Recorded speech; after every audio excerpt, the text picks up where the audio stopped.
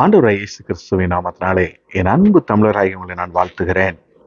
இன்னைக்கு ஒரு மிக முக்கியமான ஒரு காரியத்தை உங்களோடு கூட பகிர்ந்து கொள்ளலாம் என்று சொல்லி ஆசைப்படுகிறேன். யோவான் 10வது அதிகாரத்திலே 9வது வசனம் இப்படியாக சொல்லுகிறது, நானே வாசல், என் வழியாய் ஒருவன் உட்பிரவேசித்தால் அவன் ரட்சிக்கப்படுவான், அவன் உள்ளும் புறமும் சென்று மேய்ச்சலை கண்டடைவான் என்று சொல்லி இயேசு இந்த இடத்துல திட்டமும் தெளிவாய் சொல்லியிருக்கிறார். நானே வாசல், பரலோகத்துக்கு போக வேண்டும் என்று சொல்லி நம்ம எல்லாருக்கும் ஒரு ஆசை இருக்கும் இல்லையா?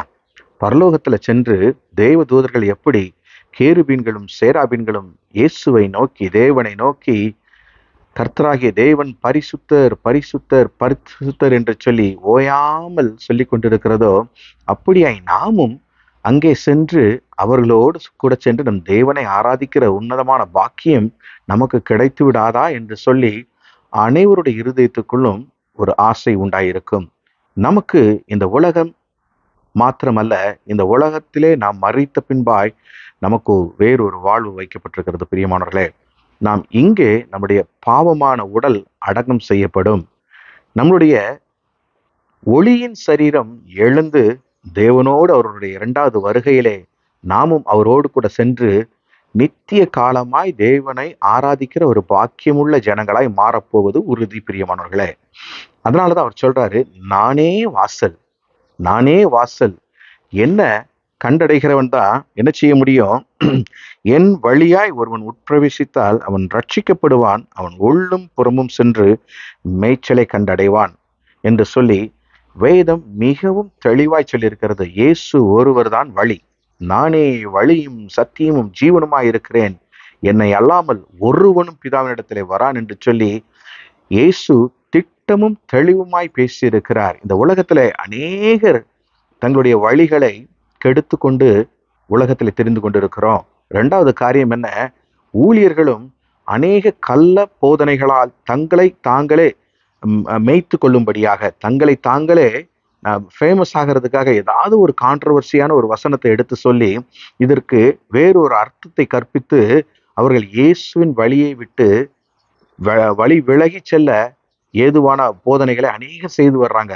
அதனால இதெல்லாத்தையும் நாம் கண்டுகொள்ளும் விதமாகத்தான் அதிலேயே 10வது வசனம் சொல்லுகிறது பாருங்க, திருடன் திருடவும் கொல்லவும் அழிக்கவும் வருகிறானே அன்றி வேறொன்றுக்கும் வரான், நானோ அவைகளுக்கு ஜீவன் உண்டாயிருக்கவும் அது பரிபூர்ணப்படவும் வந்தேன் என்று சொல்லி இயேசுங்க சொல்லுகிறார்.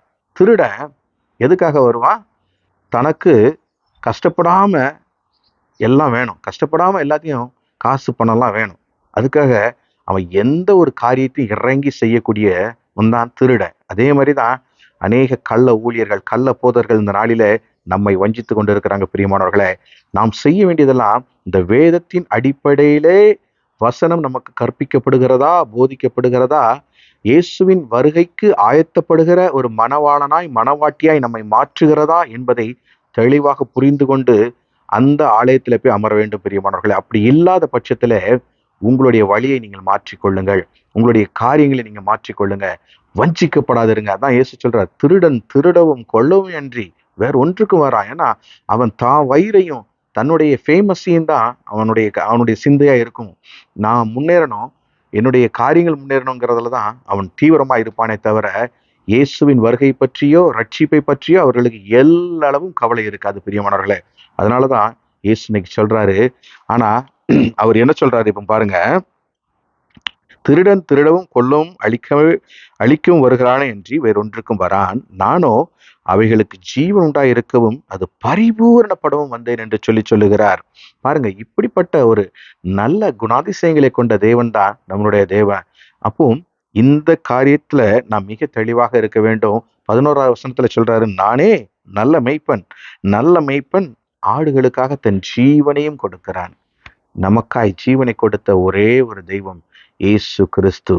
அவர் ஒருவர் தான் நம்மை ரட்சிக்க வல்லவர், அவர் ஒருவர் தான் நம்மை பரலோகம் அழைத்து செல்ல வல்லவர் என்பதை தெளிவாக புரிந்து அந்த காரியத்திலே நாம் தீவிரமாய் நடக்க வேண்டும் என்பதிலே நாம் நிலைத்திருப்போம். பிரியமானவர்களே, கர்த்தர் தாமே உங்களை ஆசீர்வதிப்பாராக. ஆமென். God bless you.